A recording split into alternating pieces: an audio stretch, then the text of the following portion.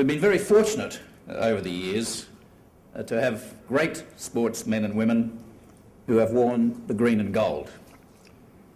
We've been blessed very much with the standard of our sporting heroes. It is one of the great strengths of our Australian heritage, and we must never forget that. And at the pinnacle of this outstanding group of men and women are our Olympians. For 112 years, they've carried the flag for us and have set the standard for our sporting traditions and behaviour. I've got no need to mention names. In your own minds, you can think up many, many Olympians of whom we can be extremely proud. Some are in this room today, as you look around. And they all continue to this day to be examples to the generations that have followed them.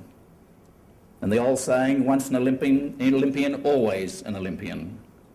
In fact, today, we are honouring two of the giants of the Olympic movement, Michael Wendon, my old friend, and Peter Montgomery, my colleague and fellow Vice President.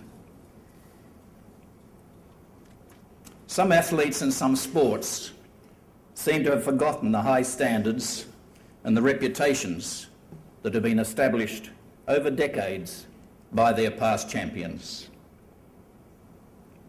In this regard, let me say that I believe that in the Olympic movement, we have an obligation to protect the reputation of past and present Olympians. We owe it to these Olympians to ensure that the standards they have set are not diminished or watered down to any degree. To represent Australia at the Olympic Games is the ultimate prize for any athlete.